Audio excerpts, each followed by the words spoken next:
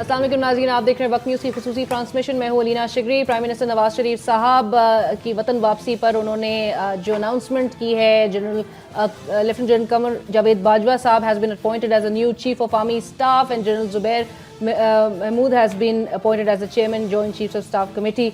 आज इस हवाले से हम खुसूसी ट्रांसमिशन कर रहे हैं। अवाम ने एक वार्म वेलकम किया है नए आर्मी चीफ का, और साथ साथ अब जो बात की जा रही है और जो राहील शरीफ साहब की जो एक कमिटमेंट नजर आई थी, एक फर्म रिजॉल्व था अगेंस्ट करप्शन, अगेंस्ट टेररिज्म, उस चीज़ की आगे कंटिन्यूएशन पे ज़रूर आज हम बात करेंगे। और नए चीफ ऑफ आर्मी स्टाफ के हवाले से और उनकी प्रोफाइल के भी हवाले से कुछ बताते हम चलें कि he has served at the general headquarters as inspector general of training and evaluation, और जो कि जनरल राहील शरीफ साहब ने ये पोजीशन भी सर्व की हुई है before he became the army chief, and he has commanded the 10 Corps, the army's largest, which is responsible for the area along the line of control। और जो कि इस वक्त जो करंट सिचुएशन है लाइन ऑफ कंट्रोल पे, चूँकि उनका एक्सपीरियंस रह चुका है, तो दैट शोज़ कि ये काफ़ी जो है वो रेलेवेंट भी रहेगा और उनका एक्सपीरियंस जो है will be put into good use. आज इस हवाले से हम बात करेंगे। हमारे साथ स्टूडियोज में हमें ज्वाइन करा है जावेद सिद्दीक साहब ने, रेजिडेंट एडिटर हैं नवाए वक्त ग्रुप के।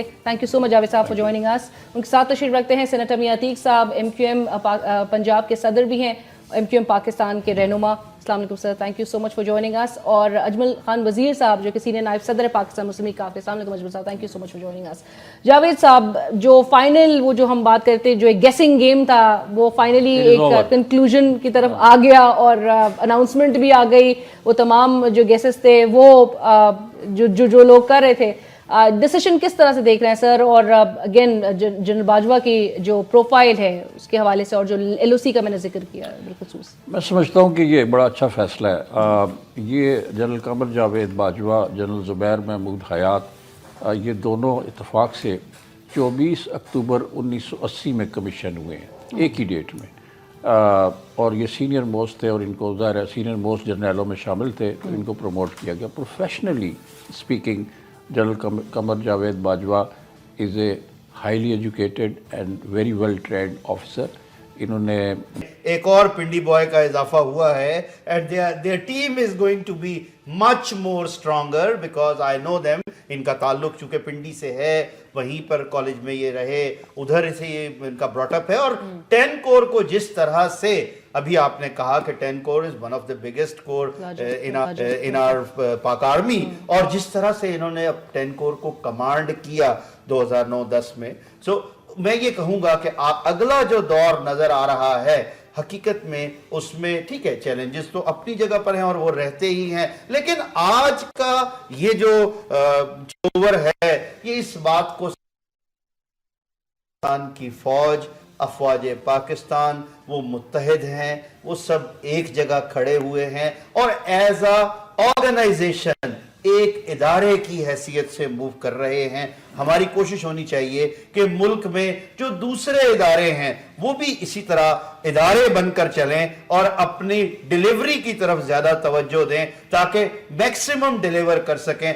तभी ये जो हमारे अंदरूनी तौर पर मामलात हैं वो भी दुरुस्त होंगे, और जो दुनिया चाह रही है पाकिस्तान को कमजोर करना, वो कभी अपने मकसद में कामयाब नहीं होंगे, चाहे मोदी सरकार कुछ भी करती रहे। ये मैं बिल्कुल यहां कहूंगा कि उनके लिए आज ये बड़ा कोई अच्छा दिन नहीं होगा कि जो हमारे चीफ ऑफ आर्मी स्टाफ आज आए हैं कमर बाजवा साहब। ये बिल्कुल ये पहले से बात तय थी कि ये कंटिन्यूटी में जाएंगे हर उन चीजों को कि जिस तरह राहील शरीफ साहब चीजों को चला रहे थे। तो अब मजीद ज्यादा फिक्र होगा मोदी सरकार को और उनके लोगों को कि अगर वाकई में, क्योंकि जो दो दिन पहले के बयान, खास तौर पर जो राहील शरीफ साहब ने 2 दिन पहले जो बयान दिए हैं, अगर हम उनको सामने रखें तो वो बहुत बड़ा मैसेज है। And he was so confident, शायद इसी वजह से वो ये समझ रहे थे कि आज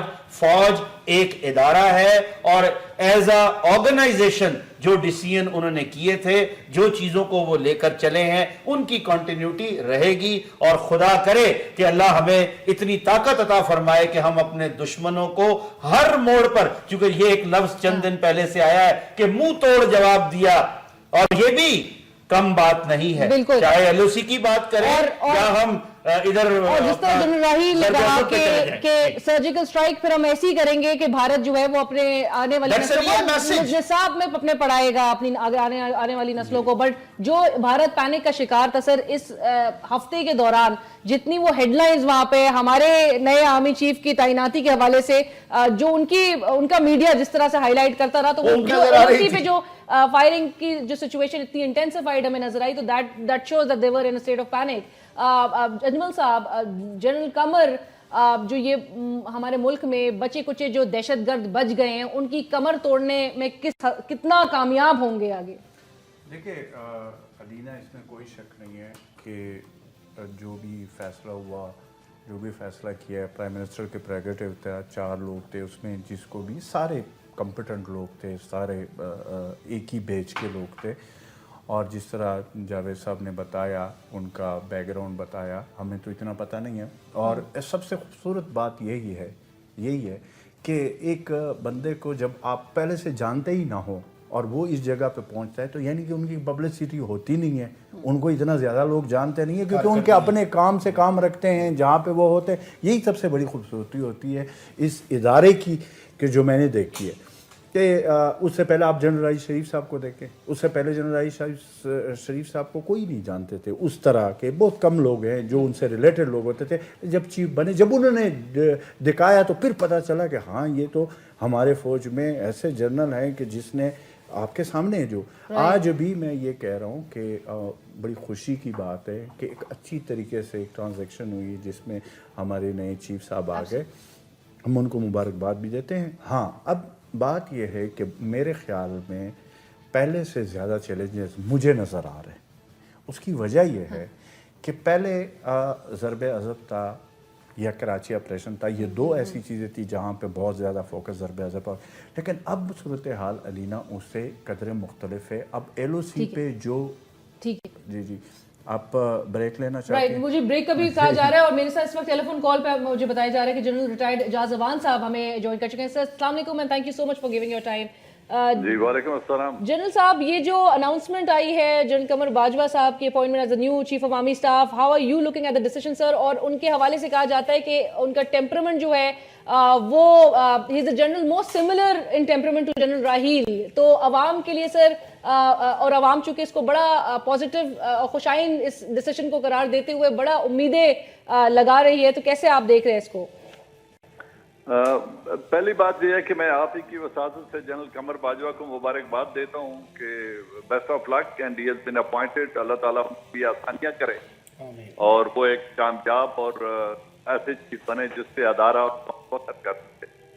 अब रही बात उसकी अपॉइंटमेंट की, तो जाहिर है सीनियोरिटी में नंबर 4 थे और जनरल जुबैर सीनियोरिटी में नंबर 1 थे। अगर चारों आपका ताल्लुक 62nd लॉन्ग कोर्स से एक ही कोर्स के हैं, तो इनका एक्सपीरियंस है माउंटेनस एरिया में। इन्होंने FPNA के कमांडर रहे हैं एज अ मेजर जनरल और जो रावलपिंडी है, और ये तमाम लाइन ऑफ कंट्रोल के ऊपर डिप्लॉयड ट्रुप्स जो हैं उनके ये कमांडर रहे हैं। उससे पहले CUS थे जनरल अशफाक परवेज कियानी के साथ, जब वो कोर कमांडर थे। तो मैं जाती तौर पे इनको जानता हूँ, बहुत अच्छे ऑफिसर हैं और मैंने और उन्होंने मिलकर इन्फेंट्री स्कूल में रहे हैं, कमांड इंस्ट्रक्टर कॉलेज कोयटा में इंस्ट्रक्टर रहे हैं, फिर हम एक यूनिट भावलपुर में इकट्ठी कमांड एक ही ब्रिगेड में रहते हुए।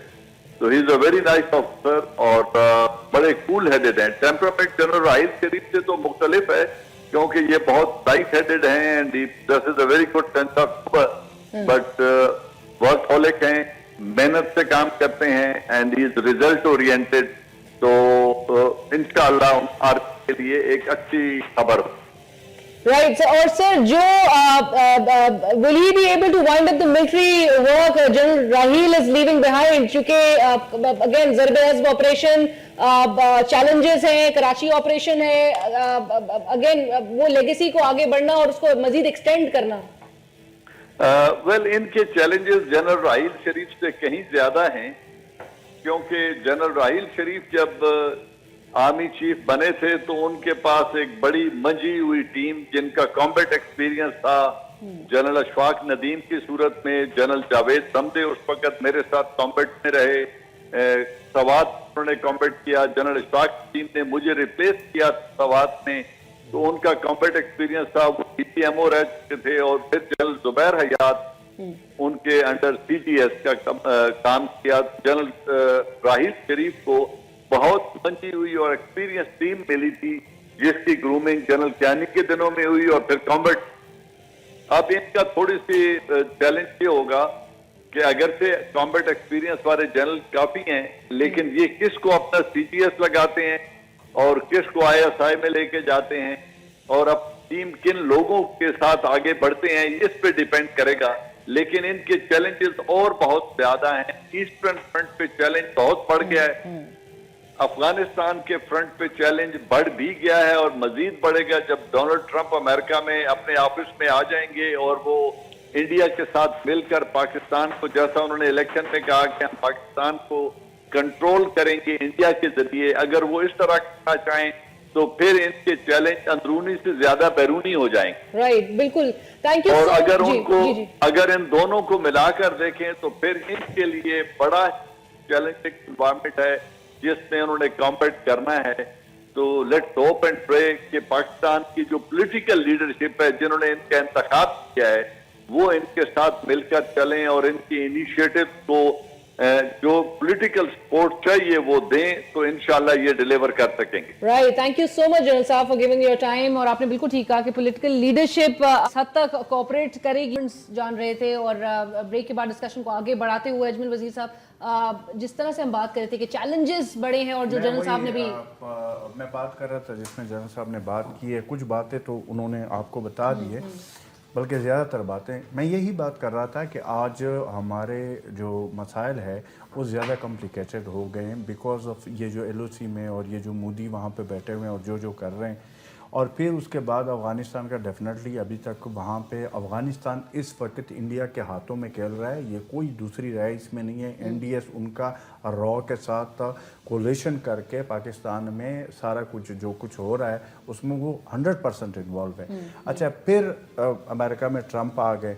अच्छा, पहले तो ये था कि हिलरी के साथ तो ये होता था ना कि हमारे काफ़ी, बल्कि मैं ये भी आपको बता दूं कि हमारे इस मुल्क के जो बहुत बड़े सियासतदान हैं उन्होंने बड़ा इन्वेस्टमेंट भी उनके इलेक्शन कैंपेन पे किया था हिलरी पे, क्योंकि उनका ख्याल था कि ये तो जीत रही है, और मेरे ख्याल में उनके पैसे भी डूब गए। अच्छा, बहरहाल वो ट्रंप वहाँ से जीत गए तो ट्रंप का कोई इधर कोई सच इस तरह के ताल्लुकात नहीं रहे, क्योंकि हिलरी तो आती जाती रही है, वो शाह महमूद कुरैशी के साथ भी थी, दूसरे के साथ भी ताल्लुकात उसके थे और चीज़ों को समझ रही थी। तो वो बिल्कुल इस हवाले से, क्योंकि उसके इंडिया के जो पॉलिसी है टूवर्ड इंडिया उसकी जो मोदी का है, और मोदी का भी जो आप देखें, मोदी को आप मैं जहाँ पे भी देखता हूँ, कोई भी मुल्क का प्रेसिडेंट हो, प्राइम मिनिस्टर हो, हर किसी के साथ एक बड़ा कोई चिपकू टाइप बंदा है, हर किसी के गले पड़ जाता है और जहाँ पे हाथ मिलाना होता है वहाँ पे पाँव पे हाथ रख देता है। देखिए, मसला ये बन गया कि इस पूरे सूरत हाल में चैलेंजेस बहुत ज़्यादा है, और इस हालत में बात वही आएगी। अभी जावेद साहब जो हमारे इसमें कह रहे थे, ब्रेक में कह रहे थे कि क्या अब सिविलियन हुकूमत जो हमारी यहाँ पे इस वक्त जमहूरी हुकूमत है वो क्या करती है। पहले तो ये होता था कि राइस शरीफ दो काम करते थे ना, एक तो ये कि बॉर्डर वाला ज़रबे अज़ब जो अंदर इंटर, और एज ए फॉरेन मिनिस्टर काम भी वो कर रहे थे, यानी चाइना सीपैक के लिए वो जा रहे, दूसरी जगह वो जा रहे, अमेरिका वो जा रहे, वो भी काम उनके ज़िम्मे था, अफगानिस्तान वो जा रहे होते। तो इस पूरे सूरत हाल में क्या पाकिस्तान की जो मौजूदा हुकूमत है वो क्या करेगी? क्या जिस मुल्क का इस वक्त तक फॉरेन मिनिस्टर भी नहीं है, जो कि प्राइम मिनिस्टर ने, उस पर भी वो सारा कुछ नहीं हो रहा। तो इस पूरे सूरत हाल में हुकूमत के ऊपर अब देखिए, जो यहाँ की जिम्मेदारी थी वो कर ली, कोई जो ये बातें होती थी कि जी फौज आना चाहती है या फौज आएगी या कुछ तज़िये होते थे, जो भी होता था, वो सब कुछ नहीं हुआ। तो मेरे ख्याल में कि मियां नवाज शरीफ साहब के ऊपर रिस्पॉन्सिबिलिटी बहुत बढ़ गई है, अब उनको डिलीवर करना है। अब ये नहीं है कि जी वो तो जी हमें कोई काम नहीं करने दे रहा है और फिर सिविलियन और वो सेम पेज पे नहीं है, अब ये ड्रामे खत्म होने चाहिए। जावेद साहब, again civil military divide on a number of issues, जहां पर अगर इस मौजूदा हुकूमत की जो है वो एक कंटिन्यूड हम साइलेंस देखते थे on the Indian spy agent that was arrested earlier this year. Government जो है वो टेरर फाइनेंसिंग के हवाले से जिन पे बार बार वो हाईलाइट किया जाता था कि भाई वो अपना मतलब रोल वो उस तरह से अदा नहीं कर रहे थे, मजीद ऑब्स्टिकल्स पॉलिटिकल पार्टीज की जानिब से क्रिएट की गई। सर किस तरह से ये चैलेंजेस में कोऑपरेशन जो है वो सेम पेज पे रहने की जो बात है वो नजर आएगी बरकरार? बिल्कुल सेम पेज पे अगर नहीं हो, देखिए ये चैलेंजेस की जो बात होती है, these challenges are not for the chief of army staff general Qamar Javed Bajwa, और they are not the challenges are not for Nawaz Sharif alone, these are the challenges for the country Pakistan. बिल्कुल।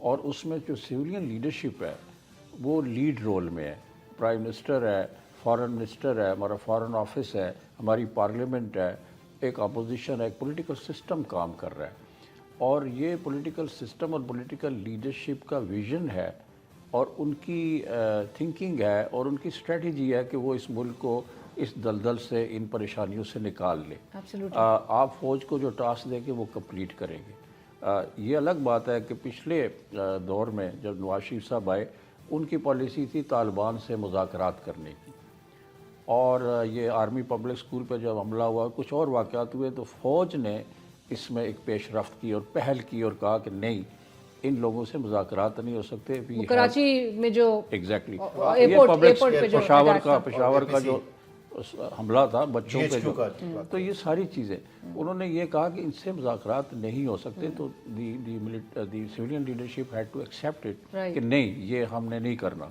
और उनके ख़िलाफ़ फिर एक बाकायदा नेशनल एक्शन प्लान बनाया गया, सारी सियासी जमातों ने उसको सपोर्ट किया और ये बड़ा सक्सेसफुली लॉन्च किया पाकिस्तान की आर्मी ने, और I think to a great degree उनके जो अड्डे थे वो ख़त्म कर दिए गए। कुछ स्लीपर सेल होंगे इधर उधर शहरों में, उनके पीछे पड़ी हुई है पाकिस्तान की फ़ौज भी, इंटेलिजेंस एजेंसीज भी, हमारी सिविलियन लोग भी उसके हैं। लेकिन challenges for Pakistan, Donald Trump की आपने बात की, जो वो कह चुका है, जो वो अपने इलेक्शन कैंपेन में कह चुका है about Pakistan, it is very alarming, और किस तरह से हम इसको हैंडल करेंगे, न्यूट्रलाइज करेंगे ये थ्रेट्स जो एमिनेट हो रहे हैं। अगर इंडो अमेरिकन एक्सेस बनता है अगेंस्ट पाकिस्तान, तो उसको न्यूट्रलाइज करने के लिए पाकिस्तान की सिविलियन लीडरशिप को एक कैंपेन चलानी है ऑन डिप्लोमेटिक लेवल, और उन्होंने फिर ये सारे अमल को, फ़ौज का तो यही है कि वो डिफेंड करेगी, वो डिफेंस आपको देगी, वो इंटरनल सिक्योरिटी चैलेंजेस जो कि टेररिज्म है, रेडिकलिज्म है, इसको एलिमिनेट करेगी, और अगर लाइन ऑफ कंट्रोल पर सूरत हाल ख़राब होती है तो पाकिस्तान आर्मी उसको डिफेंड करेगी, फ्रंटियर्स को, पाकिस्तान के जो जियोग्राफिकल फ्रंटियर्स हैं। But beyond that, foreign policy के रैलम के अंदर, उस फील्ड में पाकिस्तान की civilian leadership has to take big strides, big steps, वरना पाकिस्तान जो है वो फंसता जाए। But sir we are constantly being assured कि हम तो वो इकदामात ले रहे हैं, और ख्वाजा आसिफ साहब भी कहते हैं, अगले दिन वो कश्मीर की कोई बात हुई तो उन्होंने कहा कि जी कश्मीर कमेटी भी अपना बहुत किरदार अदा कर रही है, तो हमें, और डिप्लोमेटिक फ्रंट हो या पॉलिटिकल फ्रंट हो, हम मतलब वो स्टेप्स तमाम ले रहे हैं जो कि रिक्वायर्ड है। देखिए ना, अब नया आर्मी चीफ है, पिछले ये कह रहे थे कि जी राहील शरीफ साहब जो हैं वो बहुत ज़्यादा पॉपुलर हो रहे हैं और बहुत ज़्यादा वो उनका ओवर शेडो कर रहे हैं प्राइम मिनिस्टर को या सिविलियन गवर्नमेंट को। अब नया चीफ ऑफ आर्मी स्टाफ फिर बन गया है, अब आप उसको ओवर शेडो करें, अब अपनी जहानत, सलाहियत, काबिलियत से पाकिस्तान को वो लीडरशिप फ्राहम करें कि मिलिट्री जो कमांडर है वो आपकी तरफ देखे कि सर मुझे बताइए मैंने क्या करना है। और अगर ऐसा नहीं होता तो अगेन फिर मिलिट्री जो है वो लीड ले जाएगी, क्योंकि उनके पास एक सिस्टम है, वो एक इदारा है, उनका थ्रेट परसेप्शन उनको पता है कि मेरे कहाँ से सिक्योरिटी के थ्रेट्स हैं, उसको हैंडल करेंगे वो। तो बजाय इसके कि वो लीड रोल में आए, आप सिविलियन लीडरशिप जो है वो लीड रोल में रहे, तो हम तो ये बेहतर सिविलियन लीडरशिप लीड रोल में रहे। और मियां अतीक साहब, मतलब हमारी मुल्क की आवाम भी as a nation we will evolve to love the army chiefs, और एक जो ये डेमोक्रेटिक एटमॉस्फेयर में एक कमांड का ट्रांसफर होना या एक डेमोक्रेटिक ट्रांजिशन तो 2013 में देखी गई, कितना खुशाइन है और इंस्टीट्यूशनल स्ट्रेंथनिंग के लिए कितना इम्पोर्टेंट है।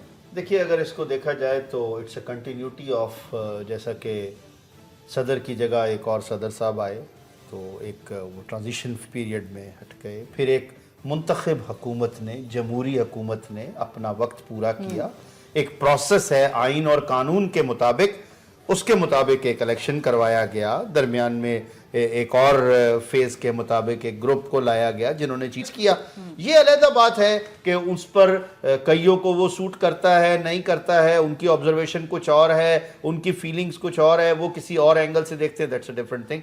आज भी یہ جو ٹرانزیشن ہے، یہ جس طریقے سے ایک ادارے کا ہیڈ ہٹا ہے اور دوسرا ہیڈ بنایا گیا ہے آئین اور قانون کے مطابق، یہ ایک بہت خوش آئند بات ہے، اور یہ ہمارے ملک کو جمہوری عمل میں بھی، اداروں کی عزت میں بھی، وقار میں بھی ایک بلندی ملے گی، اس میں ایک بڑھاوا ملے گا، جو چیز سامنے آ رہی ہے قوم کے۔ دوسرا ابھی بات کی گئی، yes I do believe in one thing, کہ اگر صرف اور صرف مجھے عہدہ پسند ہے اور میں کارکردگی نہیں کر رہا، ڈیلیور نہیں کر رہا، تو ایک سٹیج پر ہو سکتا ہے کوئی بھی میرے دائیں بائیں سے آ کر ڈیلیور کرنا شروع کرے۔ جب وہ ڈیلیور کرے گا تو جو لوگ دیکھ رہے ہیں تو پھر مجھ سے زیادہ اس کی عزت ہونے لگ جائے گی۔ آج یہ بات میں عام عوام کی طرف سے بھی کہتا ہوں، چاہے منتخب حکومت ہو یا کوئی ادارے ہوں، وہ قانون نافذ کرنے والے، افواج پاکستان، ہمارے اور دوسرے ادارے جو ہیں، ان سب میں اگر وہ اپنا کام نہیں کریں گے تو پھر کسی کو تو آ کر کام کرنا ہے نا، پھر شور مت ڈالا جائے۔ تو میں یہ کہوں گا آج موقع ہے ہر کوئی اپنا کام کرے اور اس کا احتساب خود نہ کرے، یعنی کہ یہ طریقہ کار نہیں ہونا چاہیے کہ میں خود ہی پرچہ حل کروں اور اس کے نمبر بھی خود ہی لگا دوں۔ میاں عدیل صاحب، اس وقت ہمیں سربراہ عوامی مسلم لیگ شیخ رشید صاحب اس وقت ہمیں ٹیلی فون کال پہ جوائن کر چکے ہیں۔ السلام علیکم شیخ رشید صاحب۔ وعلیکم السلام۔ شیخ رشید صاحب، جو نئے چیف آف آرمی سٹاف کی تعیناتی کی خبر جو سامنے آئی ہے، اور ہم اب اس وقت ڈسکس بھی کر رہے تھے کہ کتنے چیلنجنگ اس وقت ٹائمز ہیں، جنرل جاز اوان صاحب نے بھی کہا پروگرام میں کہ جنرل راحیل شریف کو جو ہے وہ ایک منجی ہوئی ٹیم ملی ہوئی تھی، کتنے چیلنجنگ یہ حالات ہوں گے سر، اور ایسے میں سویلین لیڈرشپ کا جو رول پلے ہونا ہے وہ کس حد تک وہ لیڈ لیتی ہوئی نظر آئے گی ان ٹائمز میں؟ دیکھیں گے جو نئے آرمی چیف آئے ہیں وہ انہیں 4 ناموں میں سے آئے ہیں، 5 میں جو بھیجے گئے تھے۔ پہلے ایک طرف اشفاق کیانی جو ہے وہ ان کے بعد ناصر باجوہ کے جو باجوہ یہ 10 کور کو ہیڈ کر چکے ہیں، اور میں یہ سمجھتا ہوں کہ چاروں کے چاروں جو کور کمانڈر تھے آلموسٹ ایک ہی بیچ کے تھے، اور ایک ہی کور کمانڈر تقریباً ایک ہی جیسے ہوتے ہیں، اور مین 10 کور کو انہوں نے ہیڈ کیا ہوا ہے، اور کوئی نیچے سے کسی نے نہیں اپوائنٹ کیے، اور چاروں میں 2 ہو گئے ہیں تو بہتر فیصلہ ہو گیا میرا خیال ہے۔ شیخ رشید صاحب، یہ جو راحیل شریف صاحب کہتے تھے کہ دہشت گردی اور کرپشن کا گٹھ جوڑ توڑ کے رہیں گے، یہ آگے کس حد تک کنٹینیو ہوتا ہوا نظر آئے گا؟ یہ تمام دہشت گردی کے خلاف جو کارروائیاں تھیں اور ایک فرم ریزالو نظر آتا تھا جنرل راحیل شریف کا۔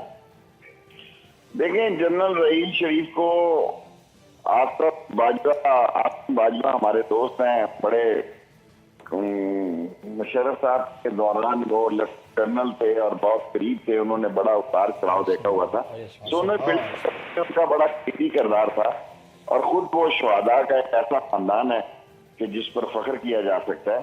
لیکن دہشت گردی اور کرپشن جو ہے، کرپشن کا کیس سپریم کورٹ میں ہے، اور سپریم کورٹ میں مجھے پوری امید ہے انصاف ہو، اور اگر سپریم کورٹ سے بھی یہ جو چور پکڑے گئے ہیں پاناما کے، اگر وہ نہیں پکڑے جاتے تو پھر اللہ تعالیٰ رحم کرے ہمارے حال سے، ہم کیا کر سکتے ہیں۔ تھینک یو سو مچ شیخ رشید صاحب، بہت شکریہ ہمیں جوائن کرنے کے لیے۔ اجمل وزیر صاحب، سویلین، اور جو جاوید صاحب نے بھی ایک بات کہی کہ سویلین لیڈرشپ کو جو ہے وہ لیڈ کس حد تک لینے کی ضرورت ہے، اور کس لے پائے گی مطلب وہ لیڈ، اور وہ جس سپیس آپ نے بھی کہا کہ فورن پالیسی ہو، تمام معاملات میں جو ہے ایک ڈومیننس نظر آتی تھی، وہ سویلین لیڈرشپ کیا وہ اوور کم کر سکے گی وہ سپیس جو کریٹ کی ہے؟ دیکھیں اس میں کیا تھا، اس میں صرف یہ تھا کہ راحیل شریف صاحب عید کے دن وزیرستان میں عید منا رہے ہوتے آئی ڈی پیز کے ساتھ، اور میاں نواز شریف صاحب کبھی سعودی عرب اور کبھی لندن، اور زرداری صاحب کبھی دبئی، اور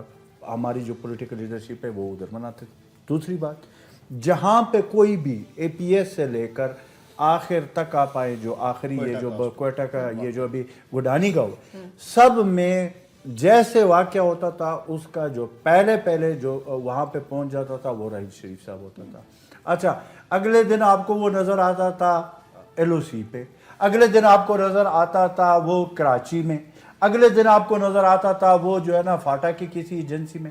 سو یہی وہ چیزیں تھی کہ اس نے اپنی ڈیوٹی دن رات ایک کر کے کی.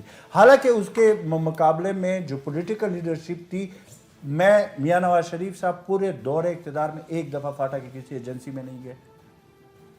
منموہن صاحب جو صدر پریزیڈنٹ ہے، پتہ نہیں وہ بھی میرے خیال میں، مجھے تو نہیں لگتا کہ کبھی گئے ہو. اچھا، وزیر داخلہ صاحب کبھی بھی نہیں گئے، چودھری نثار صاحب، حالانکہ مجھے پسند ہے وہ اس پورے کیبنٹ میں، لیکن وہ نہیں گئے. اسی طرح وزیر دفاع صاحب ٹی وی پہ اور ادھر ادھر بڑی باتیں کرتے ہیں، کبھی نہ ایل او سی کی طرف گئے، نہ کبھی فاٹا کی طرف گئے، اور نہ کبھی کراچی جا کر اس نے آپریشن کے حوالے سے کوئی بریفنگ شریفنگ یا کوئی ایسی وہ کی ہے. وزیر دفاع بہت بڑی پوسٹ ہوتی ہے آئینی طور پر، لیکن وہ نہیں کر. اب مسئلہ یہ ہے کہ جب خود پولیٹیکل لیڈرشپ وہ، یہ تو وہ بات ہے نا کہ نہ کیڈاں گے نہ کیڈاں دیں گے، وہ پنجابی میں کہتے ہیں نا، نہ خود کام کرو نہ کسی کو کرنے دو. اگر یہ جیلسی پھر آپ کو ہوتی ہے کہ نہیں جی فلانا لیڈ کر رہا ہے، اور پھر آپ کو وہی ذہنی مسئلے شروع ہو جاتے ہیں کہ جی پھر یہ تو ہم نے یہ کرنا، پھر اس کے لیے آپ کو ایکٹیو کردار ادا کرنا ہوتا ہے. اگر آپ کریں گے تو پھر آرمی چیف کی طرف کوئی نہیں دیکھے گا، وزیر اعظم کی طرف دیکھے گا. آج بھی میں آپ کو ایک بات بتا دوں علینا، عوام کا جو مسئلہ ہے، کیوں راحیل شریف صاحب کی لوگ عوام جو ہے نا اتنا آپ سوشل میڈیا پہ دیکھتے تھے، ویسے بھی لوگ اتنا کیوں زیادہ تھا؟ اس کی وجہ یہ تھی کہ وہ جو اس کی ڈیوٹی تھی وہ 100% صحیح طریقے سے انجام دے رہے تھے. اس کے بدلے میں جو آپ کی پولیٹیکل لیڈرشپ ہے، جو اون کرتی ہے، جس کو عوام ووٹ دے کر اس مقام پہ عزت، رتبہ، جھنڈے، روٹ ان کے لیے رکھتے ہیں، روڈ بند ہو جاتے ہیں، کوئی ایم پی اے بنتا ہے، کوئی ایم این اے بنتا ہے، کوئی سینیٹر بنتا ہے، وہ عوام سے ڈائریکٹ. یہ پبلک آفس بیرر کی رسپانسبلٹی ہے کہ عوام کی پلس پہ ان کا ہاتھ ہو، لیکن یہاں پہ مصیبت یہ ہے کہ یہ عوام کی طرف دیکھتے نہیں، اسی لیے پھر بالکل ٹھیک ہے. بٹ سویلین اگین لیڈرشپ پہ سے وہ ٹرسٹ ری گین عوام کا، اور وہ بات صحیح ہے کہ راحیل شریف صاحب کی بھی پاپولیرٹی گراف اور ہر چیز کے لیے عوام جو ہے وہ ان سے اپیلیں اور ان سے امیدیں رکھ رہی ہوتی ہیں کہ ہماری منتخب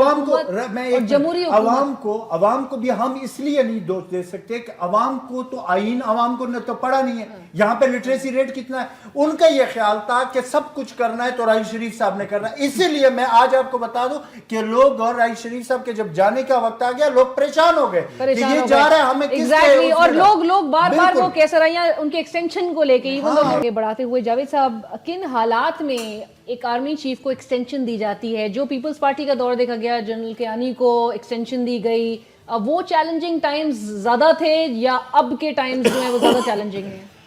اس وقت جو گورنمنٹ تھی میرا خیال ہے زرداری صاحب کی، ان کا وہ ایک عجیب ان کی ایک فلاسفی تھی، مفاہمت.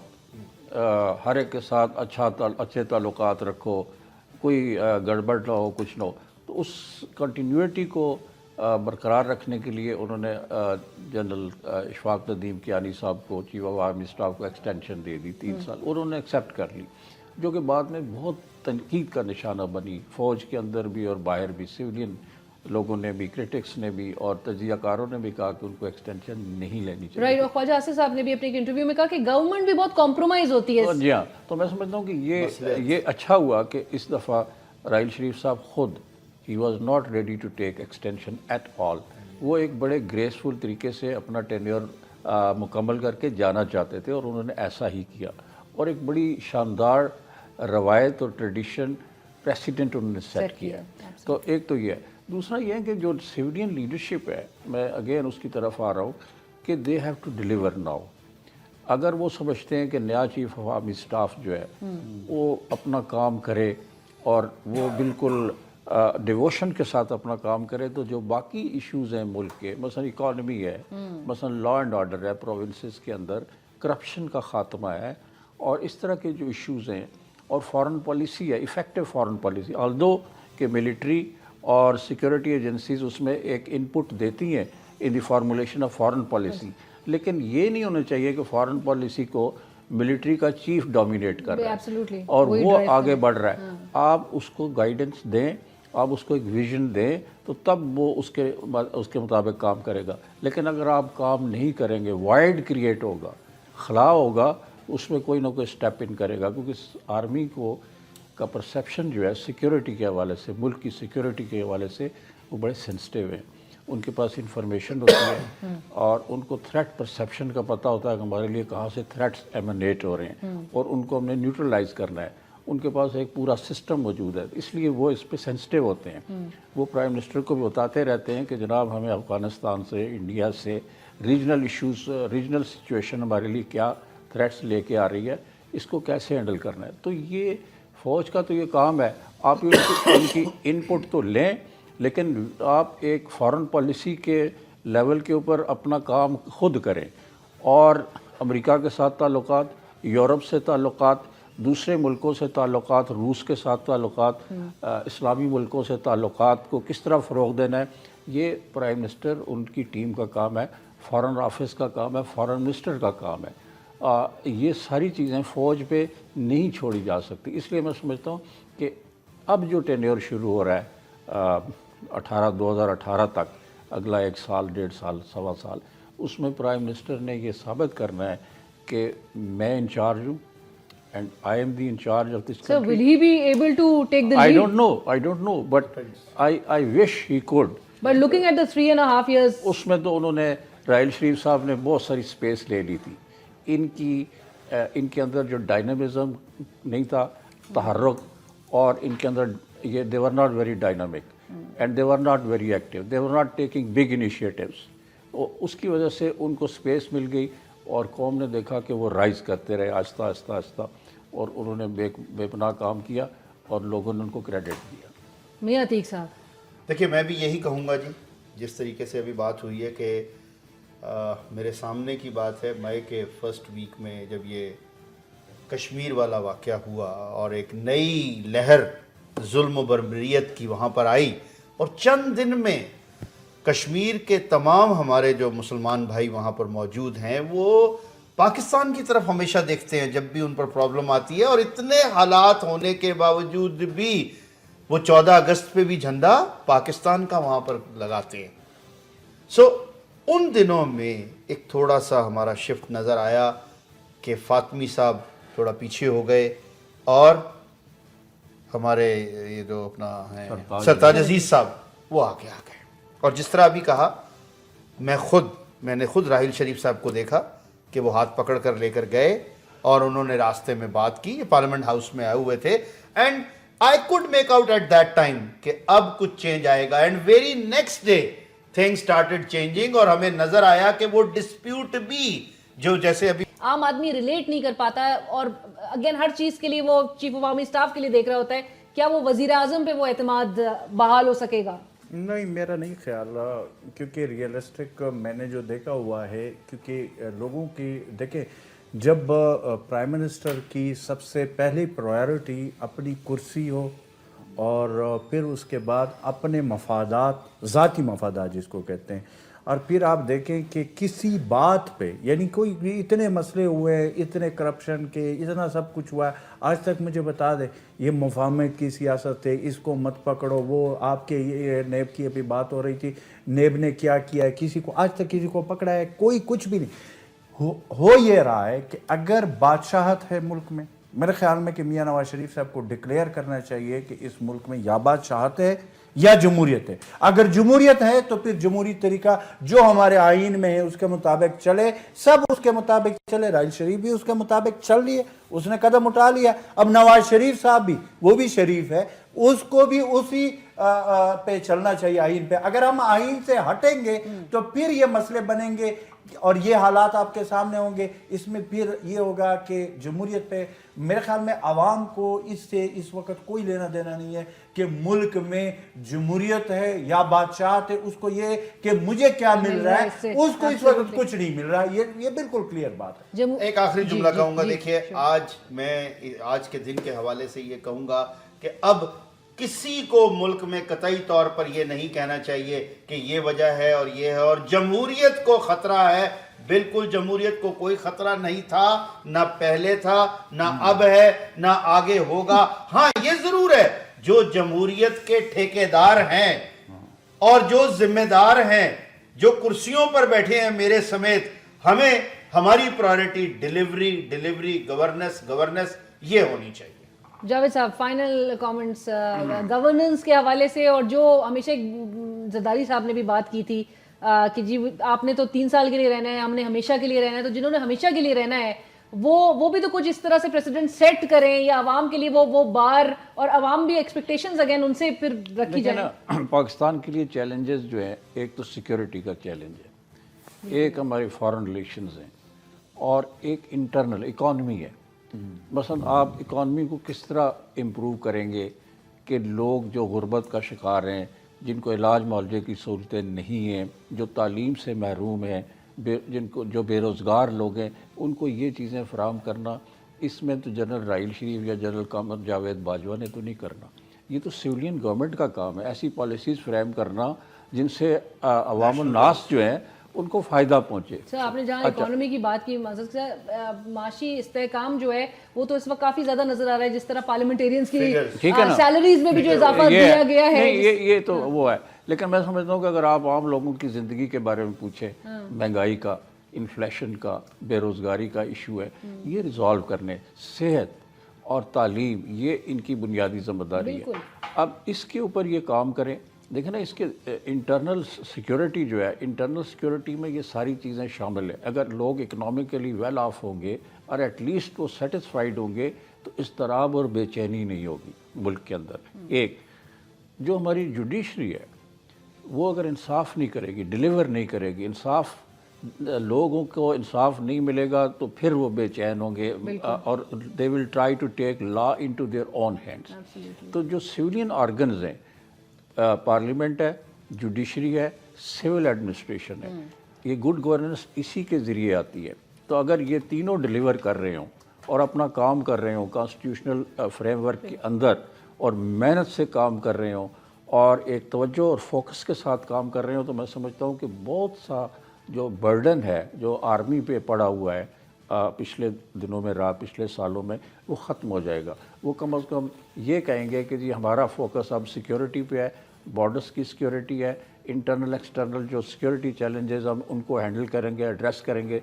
इंटरनली जो सिविलियन गवर्नमेंट है, it is taking care of this problem. और जो बार बार ये बात हाईलाइट की जा रही है, चाहे वो नेशनल एक्शन प्लान के भी वो नुकात हो कि जो सिविलियन एडमिनिस्ट्रेशन के जो इस वक्त इकदामात लेने की ज़रूरत है, वो अगर बखूबी इकदामात ले रही हो, तो सिचुएशन हमें जो है वो एक बेहतरी की तरफ जाते हुए काफ़ी स्टेबल हो जाएगी। Thank you so much Javed साहब, आपने हमें ज्वाइन करा। Will go for a news break right on news. Good evening, you watching the other side, I am Alina शिगरी। नाज़रीन, फाइनली वो जो गेसिंग गेम, एक इंटेंस गेसिंग गेम जो हमें चलता हुआ नजर आ रहा था regarding the replacement of army chief general Rahil Sharif, that has finally come to N and. और आज जो अनाउंसमेंट सामने आई है, लेफ्टिनेंट जनरल कमर जावेद बाजवा साहब जो है, he is been appointed as the new chief of army staff, और साथ साथ जनरल जुबैर हयात को मुकर्रर किया गया है as the new chairman joint chiefs of staff committee, and they're set to take charge from Monday 29th of November, the day when chief of army staff, the current chief of army staff General Rahil Sharif retires।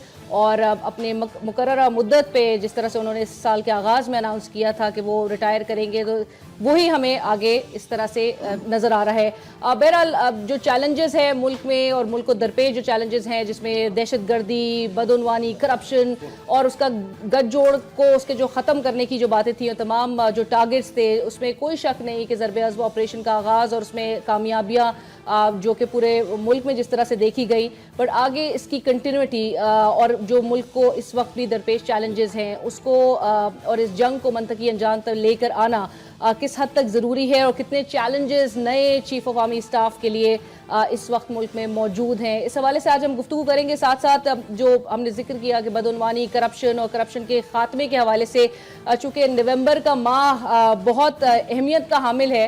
99 में हमने देखा था 15 नवंबर को एक योम एहतसाब का दिन जनरल रिटायर्ड परवेज़ मुशर्रफ साहब ने डिक्लेयर किया था, और उसके बाद नवंबर के महीने में ही हम देख रहे हैं कि पैनामा पेपर्स लीक्स के भी हवाले से एक अहम जो केस है वो ज़ेर समाअत है अदालतों में।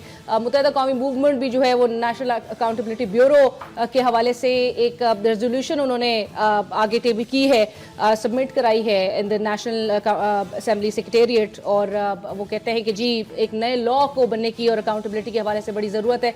बहरहाल मामलात किस तरफ जाते हुए दिखाई दे रहे हैं, आज हम इस हवाले से गुफ्तगू करेंगे। हमें स्टूडियोज़ में ज्वाइन कर रहे हैं रऊफ हसन साहब ने, सीनियर तज्जिया कार हैं, हमें स्टूडियो में ज्वाइन कर चुके हैं। Rauf Hasan, thank you so much for joining us. उनके साथ तशरीफ रखते हैं सेनेटर मियां अतीक साहब जो कि MQM के पंजाब के सदर हैं और हमें इस वक्त स्टूडियोज़ में ज्वाइन कर चुके हैं। अस्सलाम वालेकुम, thank you so much for joining us. और इनके साथ तशरीफ रखते हैं अजमल खान वज़ीर साहब, सीनियर नायब सदर हैं, पाकिस्तान मुस्लिम लीग काफ से ताल्लुक़ है उनका। Thank you so much for joining us Ajmal साहब। कराची स्टूडियो से हमें ज्वाइन करें डॉक्टर अब्दुल कयूम सूमरो साहब, रहनुमा पाकिस्तान पीपल्स पार्टी। सूमरो साहब, थैंक यू सो मच, आपने भी हमें ज्वाइन करा है कराची स्टूडियो से। गुफ्तगू का आगाज़, रऊफ हसन साहब, बहुत बड़ी खबर, चीफ ऑफ आर्मी स्टाफ का फाइनली डिसीजन जो है वो सामने आ गया है। लेफ्टिनेंट जनरल कमर बाजवा साहब has been appointed as a new chief of army staff. क्या चैलेंजेस हैं सर, किस तरह से देख रहे हैं? चैलेंजेस तो ऑनगोइंग है। मेरा ख्याल है कि सबसे बड़ा चैलेंज तो टेरर है, और उससे भी बड़ा चैलेंज जो कि जिसमें कि जनरल राहील शरीफ भी कामयाब नहीं हो पाए थे, वो है टेरर फाइनेंसिंग का। वो सबसे बड़ा चैलेंज है, और जब तक आप टेरर फाइनेंसिंग को कॉम्बैट नहीं करेंगे, उसको एलिमिनेट नहीं करेंगे, टेरर ख़त्म नहीं हो सकता। अब जनरल राहील शरीफ ने जिस तरीके से इसको मैनेज किया है, मेरा ख्याल है कि उसके पॉजिटिव्स भी हैं, नेगेटिव भी हैं। पॉजिटिव ये है कि बहुत एफिशिएंटली उन्होंने हैंडल किया है इसको, और मेरा ख्याल है कि काफ़ी हद तक वो अपने अहदाफ जो हैं उनको सिक्योर करने में भी कामयाब हुए, लेकिन वो उसको जड़ से नहीं उखाड़ सके। और उसमें सबसे बड़ी वजह जो थी वो थी पाकिस्तान की पॉलिटिकल गवर्नमेंट्स की, सिर्फ गवर्नमेंट नहीं बल्कि पॉलिटिकल गवर्नमेंट्स की नॉन कोऑपरेशन। क्योंकि जो गढ़ थे पाकिस्तान में टेरर के, और जो उसके जो वेरविदाल था, वो दोनों सूरतों में जब फ़ौज ने कहा था कि हमने इनके ख़िलाफ़ एक्शन करना है, तो आपकी तमाम पॉलिटिकल गवर्नमेंट्स, वो फेडरल गवर्नमेंट हो या पंजाब की गवर्नमेंट हो या वो सिंध की गवर्नमेंट हो, वो आड़े आ गई थी और उन्होंने कहा था कि हम इंटीरियर सिंध में नहीं करने देंगे।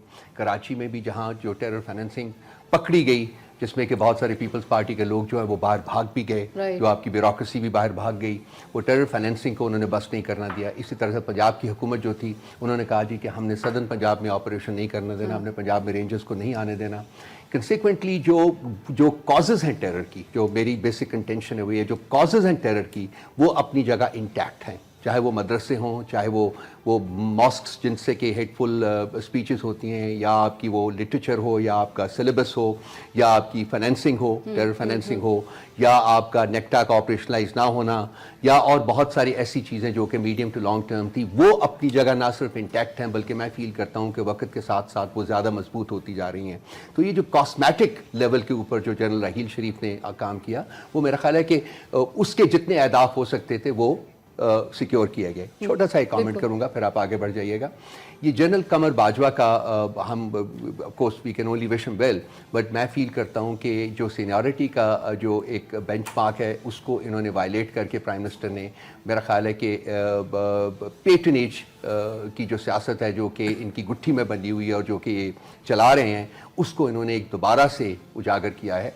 अगर ये ज़ुबैर बाजवा को इन्होंने बिल्कुल सही अपॉइंट किया, अगर ये जो नंबर 2 था उसको COS कर देते तो मेरा ख्याल है कि आर्मी की जो इंस्टीट्यूशन है वो ज़्यादा फाल होकर काम कर सकती थी। सेनेटर मियां अतीक साहब, क्या कहेंगे इस डिसीजन पे? सर, आप भी एग्री करते हैं रऊफ हसन साहब से? नहीं, वो उनका अपना मौक़िफ़ है, थोड़ा सा इससे मुख्तलिफ। देखिए, ये शुरू से हमेशा से 4 लोगों की लिस्ट नॉर्मली जाती है, इस दफ़ा भी 4 ही लोगों की, जिसको फर्स्ट लिस्ट कहा जाता है, और उसके बाद आज सुनने में आया था कोर कमांडर गुजरावाला जो हैं उनका भी नाम कल से शायद उसमें आ रहा था। तो ये एक प्रीवियस प्रैक्टिस है, जिस तरह के होता आया है, ये कोई नई बात नहीं है।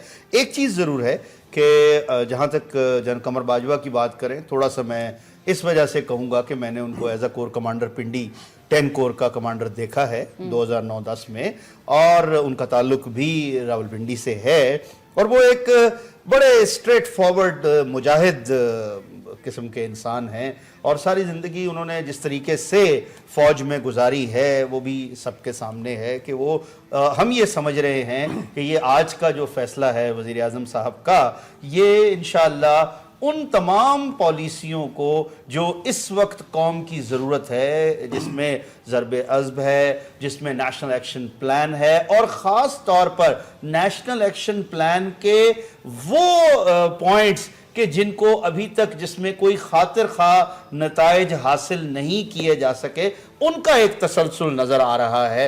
आने वाले वक्त में हम देख रहे हैं इंशाअल्लाह कि ये हमारे जो ख़ास तौर पर कानून नाफिज करने वाले इदारे हैं وہ اسی ڈائریکشن میں بڑھیں گے کہ جہاں سے وہ چل رہے تھے. اجمل صاحب کس حد تک ضروری ہے جنرل رائس جو لیگیسی چھوڑ کے جا رہے ہیں اس کو آگے اس کی کنٹینیویشن، اور چونکہ چیلنجز کا ہم ذکر کر رہے ہیں کہ چیلنجز ملک پہ ابھی بھی بہت بے شمار ہے، جہاں پہ کراچی آپریشن بھی آ جاتا ہے، کس حد تک وہ اور جو رؤف حسن صاحب نے بھی ذکر کیا کہ ٹیرر فائنانسنگ جو ایک بہت بڑا ایک ایلیمنٹ ہے، کس حد تک ضروری ہے ان تمام بینڈ سیکریٹیرین آؤٹ فٹس ہوں تمام ان کے خلاف آپریشن کو آگے بڑھانے کی اور لانگ اوور ڈیو جو آپریشن ہے اس کو کرنے کی؟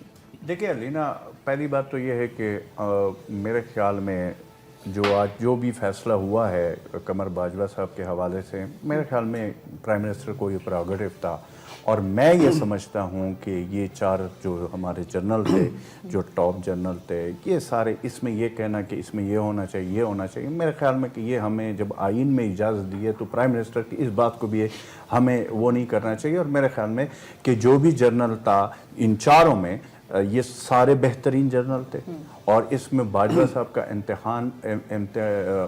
آگے آنا، ان کو چیف بنانا، میرے خیال میں کہ یہ بھی پرائم منسٹر کا فیصلہ ہے، اور یہ اچھا فیصلہ ہے. میں اس کو اچھا فیصلہ سمجھتا ہوں کیونکہ 4 کے کوئی زیادہ فرق نہیں تھا، اور ایک ہی بیس سے تھے، میرے خیال میں کوئی زیادہ وہ نہیں تھا. تو اس میں اچھا اب آتے ہیں اور ہم مبارکباد بھی دیتے ہیں کیونکہ پاکستان کا چیف آرمی اسٹاف، اور بہت بڑے چیلنجز ہیں اس وقت. میں اس کی طرف زیادہ وہ کروں گا. نمبر 1 یہ کہ دیکھیں جنرل رائس شریف صاحب نے ضرب عضب کیا، اس میں کوئی شک نہیں ہے کہ وہاں پہ انہوں نے سپیس کلیئر کر دیا. کام ہوتا ہے فوج کا کہ وہاں پہ آپریشن کرے اور سپیس کلیئر کرے، اور اس کے بعد پھر سیاسی حکومت کا کام ہوتا ہے کہ وہ اس کو آگے لے کر جائے. ٹھیک ہے جی، لیکن ابھی فولڈ نہیں ہوا، انفولڈ ہے. ٹھیک ہے جی، اب یہ فولڈ بھی کرنا ہے، اس کو آخری منطقی انجام پہ پہنچانا ہے. ظاہر ہے اس کی وجہ سے کافی لوگ ہزاروں کے حساب سے، لاکھوں کے حساب سے جو وہاں پہ لوگ IDPs بنے ہوئے ہیں، ان کی بھی واپسی ابھی تک ہے، پروسیس میں ہے. اچھا، پھر دوسری بات یہ ہے کہ کراچی میں آپریشن ہے جو کہ اس میں بھی 75% یا 70% اس میں جو حکومت کی وہ ہے فگر ہے، اور ہمیں جو پتہ ہے کہ اس میں بڑی کامیابیاں ہیں، اس کو بھی آگے لے کر چلنا ہے. لیکن ادھر میں پھر وہی بات ضرور کروں گا جو رؤف حسن نے کی ہے، اس ایک بات سے میں 100% ایگری کرتا ہوں کہ ہمارے ملک کا، بلکہ انہوں نے کہا کہ دوسرا میں یہ سمجھتا ہوں کہ ہمارے ملک کا سب سے بڑا مسئلہ ہے ہی معاشی دہشت گردی، جس کی وجہ سے دہشت گردی اس ملک میں پنپتی ہے، کیونکہ یہ اللہ کے واسطے یہ سب کچھ نہیں ہو رہا، اس کے پیچھے پیسہ ہے. اچھا، معاشی دہشت گردی کے حوالے سے جنرل رائس شریف صاحب نے کراچی کی حد تک جو وہاں پہ ہوا، لیکن ہمارے پولیٹیکل جماعتوں نے جس طریقے سے رکاوٹیں کیا تھی سر؟ نہیں، پولیٹیکل دیکھیں حکومتیں تھے، سٹنگ حکومت نے اس کے وہ خلاف تھی، اپنے بندوں کو، جب ان کے بندوں کو ہاتھ ڈالنا شروع کر دیا تو انہوں نے نعرے شروع کر دیے. اور پنجاب میں شہباز شریف صاحب ان کو انٹر نہیں ہونے دے رہے تھے آپریشن کے لیے، یعنی معاشی دہشت گردی تو بعد کی بات ہے، دہشت گردوں کے خلاف پنجاب میں تو نہیں ہونے دے رہے تھے. اچھا، اب یہ ساری چیزیں، اور پھر آپ کے بارڈر پہ جو صورتحال ہے وہ، اور پھر آپ کا ایک بہت بڑا چیلنج ہے سی پیک کا آپ بنانے جا رہے ہو، جس کے خلاف انڈیا اور آپ کے دشمن ممالک سارے سیم پیج پہ ہیں. اس پورے صورتحال میں ہمارے نئے آرمی چیف کے لیے واقعی ہی بہت چیلنجز ہے، اور اللہ تعالیٰ پاک کرے، ہماری دعائیں قوم ان کے ساتھ ہے کہ اس میں وہ کامیاب ہو جائے اور سرخرو ہو جائے. کیونکہ یہ جو اس وقت حالات ہمارے ارد گرد بنے ہوئے، رئیس شریف صاحب کے جانے کے وہ تسلسل، لیکن اس میں ساتھ ساتھ میں یہ کہوں گا کہ اب یہ بات جو ہے جو پہلے تھی کہ ادھر آپریشن میں کرنے دوں گا، کریں، ادھر آپ نے نہیں کرنا، یہ والا سلسلہ اب میرے خیال میں ختم ہونا چاہیے ونس فار آل. یہ ساری چیزیں، چاہے دہشت گردی ہو چاہے معاشی دہشت گردی، جو دونوں آپس میں لنک ہے، یہ ہونا چاہیے. اور ہمیں یہ بار بار نہیں کہنا چاہیے سیاستدانوں کو کہ جمہوریت کو خطرہ ہے. اگر جمہوریت کو خطرہ ہونا ہوتا تو جتنا موقع رحیل شریف کو پچھلے 3 سال میں ملا، میرے خیال میں پاکستان کے تاریخ میں اتنا موقع کسی اور کو نہیں ملا ہوگا. لیکن انہوں نے جمہوریت کو چل نہیں دیا اور جمہوریت کو آگے اس جگہ پہ پہنچایا. اب جمہوریت کا کام ہے کہ وہ بجائے کہ اب یہ طبلے بجائیں اور خوش ہو کہ جی ہم تو بچ گئے اور ہمارا تو کچھ نہیں ہوا. اس چکر میں رہ رہے ہیں. میرے خیال میں انسٹیٹیوشن اس طرح نہیں ہوتا کہ ایک بندے کے جانے سے کوئی اس پہ فرق پڑتا ہے. رائٹ, بٹ ایک اچھا پریسیڈنٹ سیٹ ہو رہا ہے. قیوم سومرو صاحب, ایک اچھی روایت پاکستان میں قائم ہو رہی ہے. آرمی چیف اپنی مقررہ مدت پہ ریٹائر ہوتے ہیں, نئے آرمی چیف کی تعیناتی ہوتی ہے. ڈیموکریٹک ٹرانزیشن بھی اب دیکھی جا رہی ہے 2013 سے. کیا کہیں گے سومرو صاحب, کس طرح سے پیپلز پارٹی اس سٹیپ کو دیکھ رہی ہے؟ اور جو ہم ٹیرر فائنانسنگ کی بات کر رہے ہیں, کیوں پولیٹیکل گورنمنٹس وہ کردار ادا نہیں کر رہی, وہ رول ادا نہیں کر رہی؟ فوج ایک طرف اپنا رول ادا کر رہی ہے, تو پولیٹیکل گورنمنٹس کیوں اتنا چیلنجنگ بنا رہی ہیں؟ بسم اللہ الرحمن الرحیم. دیکھیں, سب سے پہلے تو میں جانے والے چیف صاحب جس نے ایک تاریخ بنا دی ہے پاکستان کے اندر, میں اس کو خراج تحسین پیش کرتا ہوں. اور میں سمجھتا ہوں کہ ان کی خدمات پاکستان کی تاریخ میں ہمیشہ کے لیے یاد رہیں گی.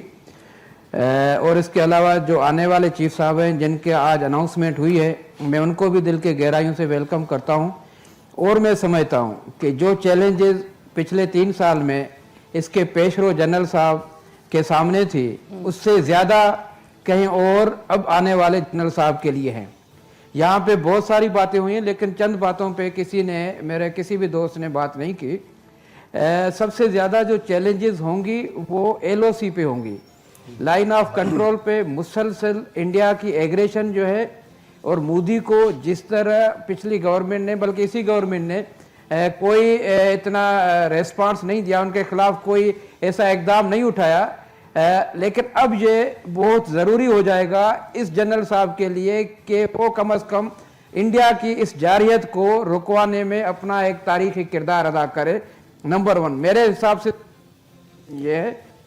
میرے حساب سے زیادہ چیلنج سی پیک ہے کہ اس کو کنٹینیو رکھنا ہے, کیونکہ یہ سی پیک پاکستان پیپل ہے اور اس کو بہرحال اس کو آخری اور منطقی انجام تک پہنچانا ہے. تیسری چیز, یہ جو ضرب عضب آپریشن کے حوالے سے بات ہو رہی تھی, لیکن ایک چیز مجھے آج تک یہ سمجھ میں نہیں آئی, تو شاید اگر یہ مجھے سمجھ میں نہیں آئی تو ہمارا موقف کلیئر تھا کہ یہ آپریشن جس کو اب آپ لوگ صرف کراچی کی حد تک کہہ رہے ہو, کراچی کے آپریشن کا آپریشن ہونا چاہیے تھا, جس کو آپ لوگوں نے کراچی تک محدود کر دیا. اور آج ہر کمنٹیٹر اور ہر جو ہے اینکر پرسن, ہر جو ہے بات کرنے والا شخص یہی بات کر رہا ہے کہ جی کراچی کے آپریشن کا کیا ہوا, کیا ضرب کراچی میں بات کی ہے, پنجاب کی بات کی ہے, ہم نے پورے پاکستان نے ہر طرف بات کی ہے, یہ پورے پاکستان کے لیے ہونا چاہیے. میں بات پوری کروں, اب میری بات میں کوئی بھی بات نہ کرے, میں نہیں تو میں بھی بات میں روک سکتا ہوں کسی کو. یہ بات بالکل درست کہا جس میرے دوست نے کہا کہ پنجاب میں اس کا بھی ہونا چاہیے, کیونکہ یہ ضرب عضب پورے پاکستان کا آپریشن ہے. دہشت گردی کے خلاف اس کو اپنے منطقی انجام تک پہنچانا چاہیے, اس میں کسی کے ساتھ کوئی بھی رعایت ابھی نہیں ہونی چاہیے. نمبر 2, اس کے علاوہ ایک اہم چیز جو ہم بالکل نظر انداز کر چکے ہیں کہ جنرل صاحب کے لیے جو چیلنجز ہوں گی اس میں پاناما لیک اور موجودہ گورنمنٹ کے کرپشن اور ان کے اوپر 14 مرڈر کیسز ہیں FIR کے, ماڈل ٹاؤن کے قتل کے کیسز ہیں. کیا ان کے اوپر بھی بات ہوگی یا نہیں ہوگی, یا ان کے ساتھ یہی یہ غلطی ہے, ذمہ داری ہے, یہ جمہوری حکومت کی ذمہ داری ہے, فوج کی ذمہ داری نہیں ہے. یہ سارے چیلنجز ہیں, یہ فوج کی ذمہ داری نہیں ہے. مقصد ہے کہ یہ سارے چیلنجز ہیں. سابق صدر زرداری صاحب کی وہ ایک سٹیٹمنٹ آپ کو یاد دلانا چاہوں گی کہ جس میں وہ کہتے ہیں کہ جی آپ نے تو 3 سال کے لیے رہنا ہے, ہم نے ہمیشہ کے لیے رہنا ہے. آپ کو یاد دلانے کی ضرورت نہیں ہے, ہمیشہ جنہوں نے رہنا ہے وہ کیا کردار ادا کر رہے ہیں. یاد ہے, اور وہ بھی کہو کہ اینٹ سے اینٹ بجیں. میں وہی کہہ رہا ہوں. دیکھیں پولیٹیکل جو ہے یہ ساری چیزیں ہم ایکسپیکٹ کرتے ہیں اور ہم ڈسکس کرتے ہیں کہ ان سب چیزوں پہ آنے والے جنرل صاحب کی نظر ہونی چاہیے تاکہ جمہوری ادارے بھی مضبوط ہو اور یہ ہمارا سسٹم بھی مضبوط ہو. اور یہ بھی میں آپ کو بتا دوں کہ اس کا بھی جو اگر کریڈٹ جائے گا تو وہ پاکستان پیپلز پارٹی کا ہوگا, کیونکہ پاکستان پیپلز پارٹی نے یہ روایت ڈالی کہ 2008 سے 2013 تک اپنی گورنمنٹ کے بعد انہوں نے پیسفل ٹرانزیکشن آف پاور نئی گورنمنٹ کے لیے کیے. تو یہ اچھی روایت ہے, ہم اس کو ویلکم کرتے ہیں اور ہم سمجھتے ہیں تمام تر پارٹی کرنا. سومرو صاحب کی آواز جو ہے وہ اس میں ڈسٹورشن ہو رہی ہے, ہم جو ہی ٹیکنیکل کچھ گلچز سارٹ کرتے ہیں. رؤف حسن صاحب, سمرو صاحب کی آپ نے بات سنی سر, ان کو ہمیشہ کیوں لگتا ہے کہ کراچی کا ہو رہا ہے, اینڈ اگین پورے پاکستان کی بات کی جا رہی ہے, پورے پاکستان میں ایک جو دہشت گردی اور کرپشن کا جو گٹھ جوڑ ہے, جو راحیل شریف صاحب بار بار جس پہ سٹریس دیتے رہے, اس کو تو اس کا خاتمہ کرنا ہے, جس کے لیے political parties have to play their role. دیکھیے جب کراچی میں آپریشن شروع ہوا ہے تو میرا خیال ہے کہ ان کے پیپلز پارٹی کے جو رسپانسز تھے وہ کافی بہتر تھے, لیکن جو یہ اس کی گہرائی تک جاتے گئے اور اس میں وہ ٹیرر فائنینسنگ کے جو لنکیجز تھے سارے وہ ڈسکور ہونے شروع ہوئے, تو پیپلز پارٹی کی حکومت جو تھی وہ ان کا رویہ جو تھا وہ بالکل بدل گیا وہاں, اور اس کے بعد انہوں نے اس پروسیس کو, اس آپریشن کو, اس کو سپورٹ کرنے کی بجائے, اس کو انکریج کرنے کی بجائے اس کو امپیڈ کرنے کی کوشش کر دی. اور آپ لوگوں کے سامنے میرا نہیں خیال کہ ان ڈیٹیلز پہ جانا چاہیے.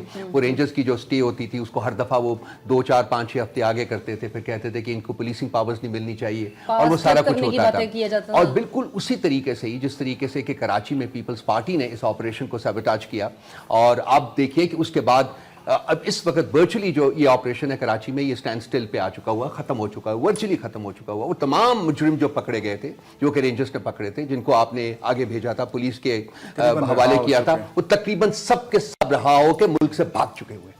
آپ کی کرمنل جو جوڈیشل سسٹم ہے بھاگ رہے ہیں یا بھاگ چکے ہوئے ہیں, وہ رہا ہو چکے ہوئے ہیں. ان میں کسی کو کوئی پنشمنٹ نہیں ہوئی, اور وہ ان کو بیل آؤٹ ہو گیا ہوا ہے. پولیس جو انہوں نے اس کو پروسیکیوٹ پراپرلی نہیں کیا, ان کے خلاف پراپر کیسز نہیں بنے ہیں, کیونکہ وہ جو پولیس ہے وہ کمپلسٹ ہے پولیٹیکل پارٹی کے ساتھ. میں بات کر رہا ہوں اس وقت سندھ کی بات کر رہا ہوں, کراچی کی بات کر رہا ہوں. کنسیکوینٹلی وہ جو تمام آپریشن جس کو ہم کہتے ہیں جی کہ کامیاب ہوا ہے, وہ بالکل کامیاب نہیں ہوا, کیونکہ وہ تمام کرمنلز جن کو کہ پروسیکیوٹ کرنا چاہیے تھا وہ اس وقت آزاد پھر رہے ہیں, یا ملک میں آزاد پھر رہے ہیں, یا ملک سے باہر جا چکے ہوئے. کنسیکوینٹلی وہ دوبارہ مین سٹریم میں آ کے دوبارہ وہی حرکات اور وہی جرائم جو ہے وہ کمٹ کرنے دوبارہ شروع کر دیں گے.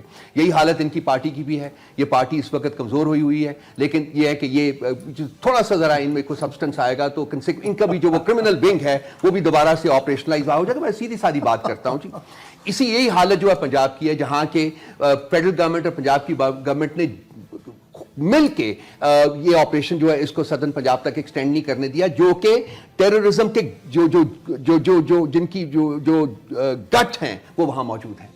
کنسیکوینٹلی یہ تمام آپریشن جس کو کہ ہم سب لوگ بیٹھ کے بڑا کہتے ہیں کہ کامیاب ہوا, میری کنسسٹنٹ کنٹینشن یہ رہی ہوئی ہے کہ یہ آپریشن کامیاب اس وقت ہوگا جب کہ اس آپریشن کے نتیجے میں جو لوگ پکڑے گئے ہیں وہ پروسیکیوٹ ہوں گے, وہ پنش ہوں گے, ان کو آپ کرمنل جو نیٹ ورک ہے اس سے باہر نکالیں گے, ان کو ان کی قرار واقعی سزا ان کو ملے گی. لیکن اگر وہ چھوٹ کے دوبارہ آپ کے اس کو کرمنل نیٹ میں واپس آ کے دوبارہ سے اپنی حرکات شروع کر دیتے ہیں, تو وہ کامیابی جو ہے جس کا ہم ڈڈورا پیٹتے رہتے ہیں, وہ کامیابی تو مجھے نہیں نظر آئی ہے.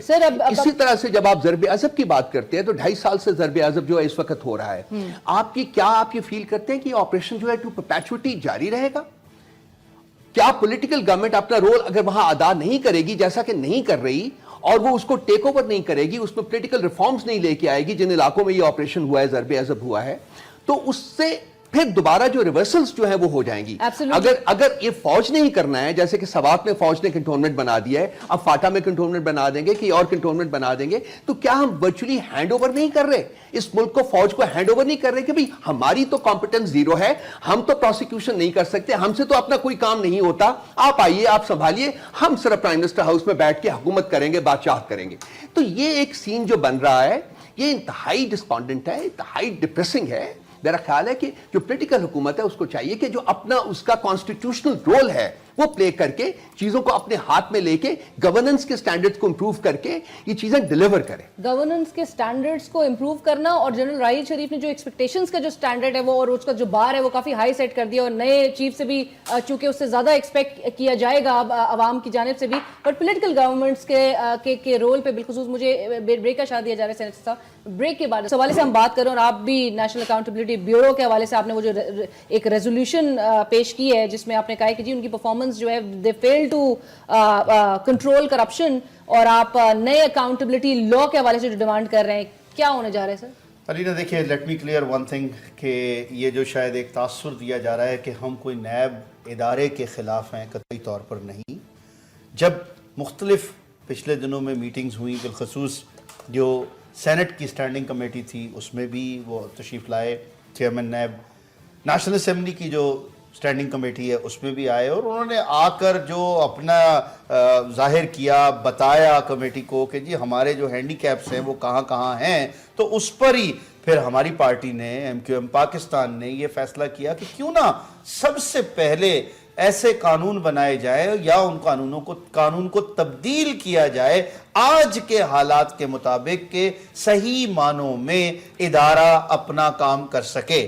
ہمیں نہ تو کوئی نیب کے جو چیئرمین ہیں ان سے اختلاف ہے یا ہمیں ان کی کارکردگی سے کوئی وہ نہیں ہے, نہ ہی اس ادارے کی کارکردگی کی بات سے وہ ہے, لیکن یہ ضرور ہم کہتے ہیں کہ جب کیسز نیب نے بنا لیے اس کے بعد وہ کیوں ان کیسز کو صحیح طریقے سے پلیڈ کر کے ان کیسز کو وہ جو منطقی انجام کا ہم کہتے آئے ہیں ان میں فیصلوں تک کیوں نہیں پہنچاتے, اور واقع میں ہی جن لوگوں نے کرپشن کی ان کو قرار واقع سزا کیوں نہیں ملتی. ہمارا یہی مقصد تھا جس کی وجہ سے ہم یہ ریزولوشن لے کر آئے ہیں, اور اس میں ہم نے اپنی طرف سے اپنی ذمہ داری اس حد تک پوری کی ہے کہ جہاں جہاں ضرورت ہو قانون میں ترمیم کرنے کی اور اس کو قانون بدلا جائے. وہاں سر آپ کو لگتا ہے حقیقی معنوں میں ہو سکے گا؟ کیوں نہیں ہو سکے کیونکہ گا؟ ماضی میں تو ہمیشہ سے اتنے acts we are the legislators, we are sitting there, ہماری یہ آئینی قانونی ذمہ داری ہے, ہم جواب دہ ہیں عوام کو. ہم وہاں بیٹھے کس لیے ہیں کہ اگر ہم یہ تبدیل نہیں کرا سکتے, اور اس میں چاہے اس میں کسی کو اچھا لگے یا برا لگے, بٹ حقیقت میں اگر دیکھا جائے جب تک لیجسلیشن پراپر نہیں ہوگی اور وہ ایوانوں میں ہی ہونی ہے لیجسلیشن, تب تک ہم کسی قسم کا کوئی نتائج حاصل نہیں کر سکیں گے. یہ ضرور ہے نہ تو فیصلے جو ہے وہ سڑکوں پر ہوں گے, اور جب ہم جاتے ہیں کورٹس میں تو آپ نے حال دیکھ ہی لیا ہے کہ کورٹ میں جانے کے بعد وہاں پر کیا کہا جاتا ہے کہ جی یہ کیا آپ ردی لے آئے ہیں, یہ وہ والی ردی لے آئے جس میں پکوڑے وہ جو دیے جاتے ہیں. اس طرح کی جب باتیں ہوں گی تو پھر آ کر ہمیں دوبارہ ایوانوں کے اندر ہی آ کر فیصلے کرانے پڑیں گے, اور وہیں سے ان تمام چیزوں کا حل ملے گا. اجمل صاحب, دہشت گردی, کرپشن, ان کا خاتمہ ممکن کس طرح بنایا جائے گا؟ دیکھیں میرے بھائی نے کہہ دیا نا, میاں عتیق صاحب نے کہہ دیا کہ عوانوں میں اب ظاہر ہے 150% ان کی تنخواہیں بھی بڑھ گئے ہیں, تو یہ میری بات سنیں نا, 150% جو تنخواہیں بڑھ گئے بھائی, ابھی تک کوئی کنفرم نہیں ہوا. نہیں کنفرم ہے, پرائم منسٹر نے منظوری دے دی ہے, ہو گئے. جب تک آپ کو چیک ملے گا اس میں تو ٹائم لگے گا نا. 6 مہینے پہلے سے بات چل رہی ہے. بہرحال میری بات سنیں, نہیں پرائم منسٹر نے کیبنٹ میٹنگ میں یہ کیا ہے, یہ چیک کر لے. اچھا بہرحال جہاں پہ پاکستان کے عوام, یعنی یہ جو پینشنر ہے ہمارے, یا یہ جو چھوٹے چھوٹے تنخواہیں یا مزدور ہے یا جو بھی ہے, ان کے صرف 10%, 22 صاحبان کے لیے 150%. اب ان کا حق بنتا ہے نا کہ وہاں پہ کام کرے, لیکن ٹریک ریکارڈ یہ ہے کہ پارلیمنٹ نے آج تک کوئی ایسا کام نہیں کیا جس کی وجہ سے روڈوں پہ نہ آنا پڑا, جس کی وجہ سے آپ کو میری بات سنو, آپ کو یہ سارے کام نہ کرنے پڑ رہے. آج مجھے ایک بات بتا دیں, ہم جس ملک میں رہ رہے ہیں, آپ مجھے بتائیں یہاں پہ آپ کے عوام کو سر چھپانے کی جگہ نہیں ملتی, اور ہمیں شرم آنی چاہیے ہمارے حکمرانوں اور ایلیٹ کلب کو, میں سب کی بات کر رہا ہوں, ایلیٹ کلب کو پیسے چھپانے کی جگہ اس ملک میں نہیں مل رہی ہے. کوئی کدھر چھپا رہا ہے, کوئی کدھر چھپا رہا ہے, کوئی کدھر چھپا رہا ہے. اچھا پھر یہ دیکھیں کہ یہ تو ساری چیزیں, وہ جو ایک سیکرٹری خزانہ کو پکڑا تھا, اور اچھا یہ تو ایک مثال ہے ایسے. اچھا علینا مسئلہ ہمارا کیا ہے؟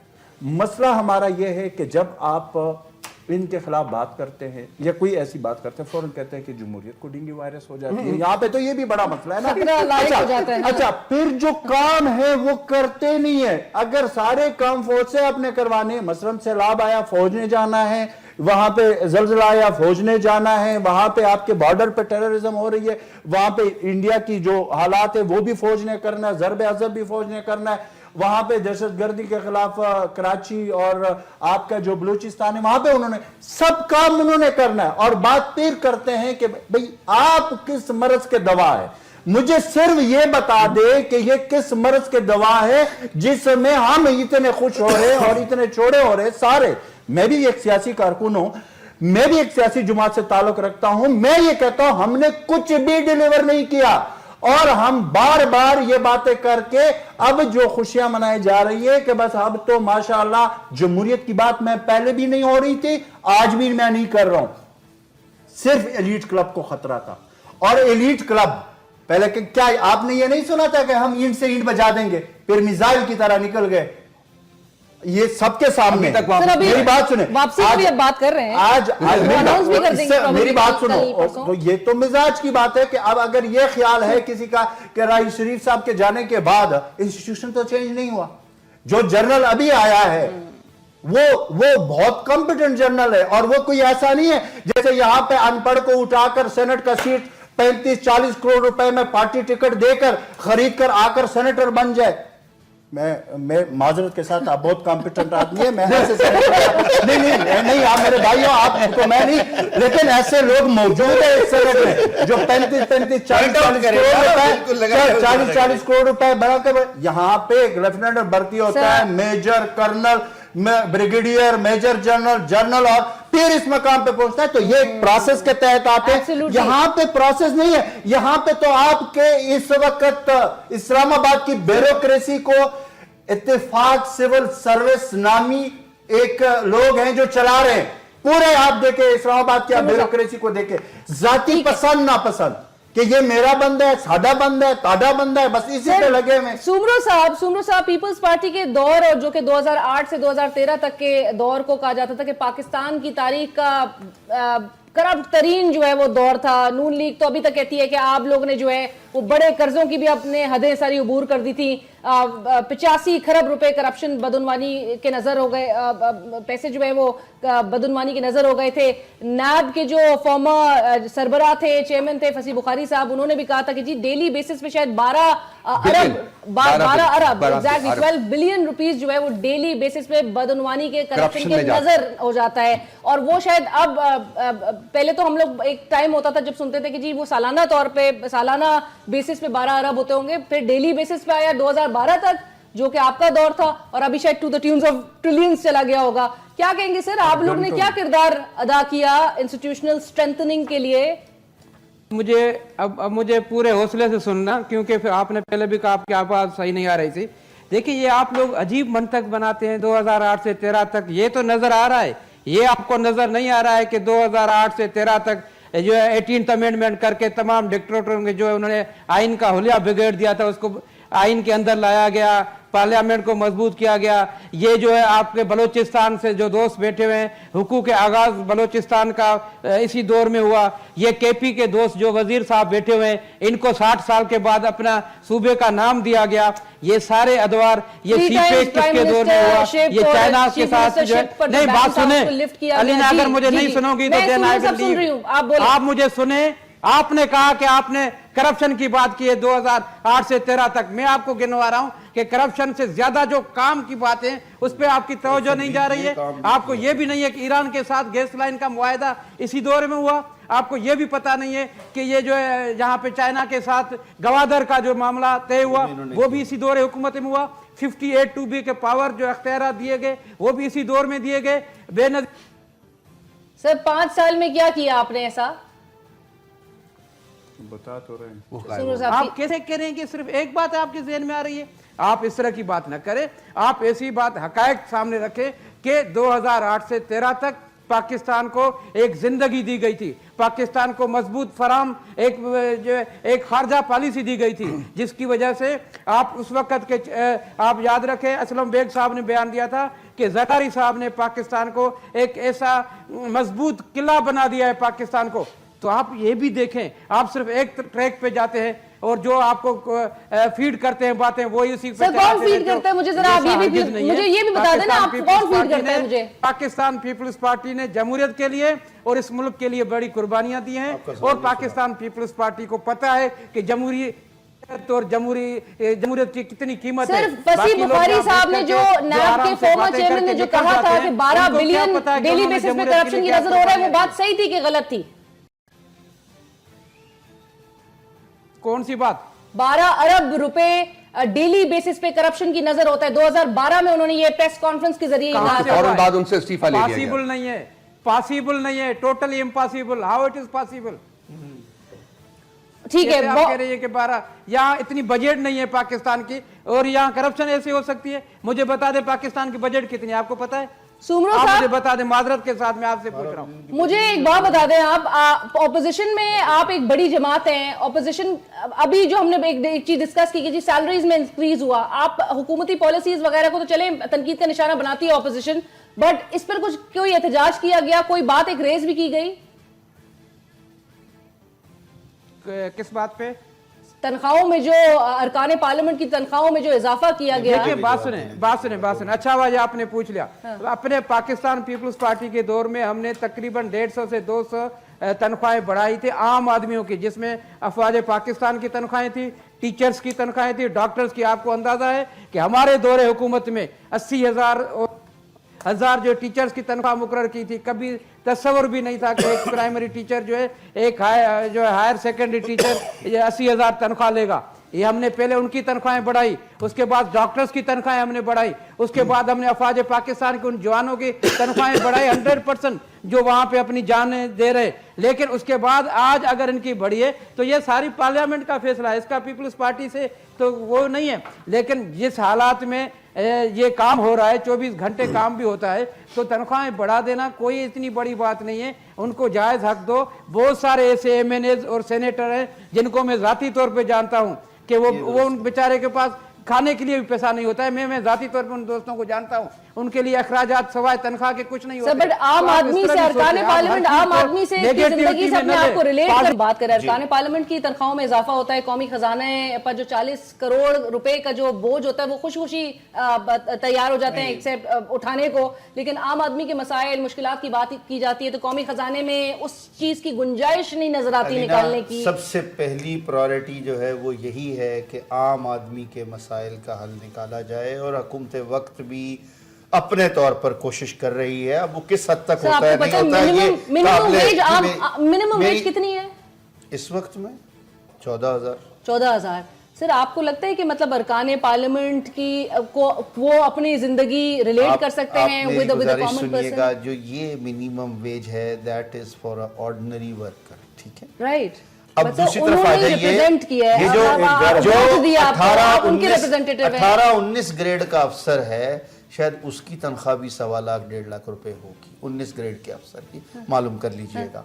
दूसरी बात ये आती है, जब ये मई के महीने में तनख्वाहें बढ़ाने की बात हुई तो मैंने इस पर मुखालफत की बड़े टीवी चैनल पर बैठकर 8 बजे के टॉक शो में।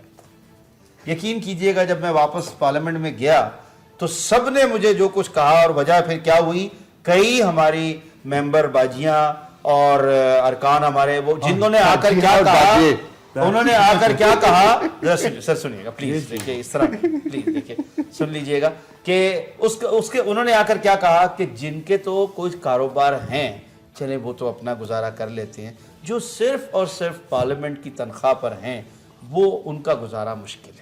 ये हकीकत की बात है जिस तरीके से बताया गया।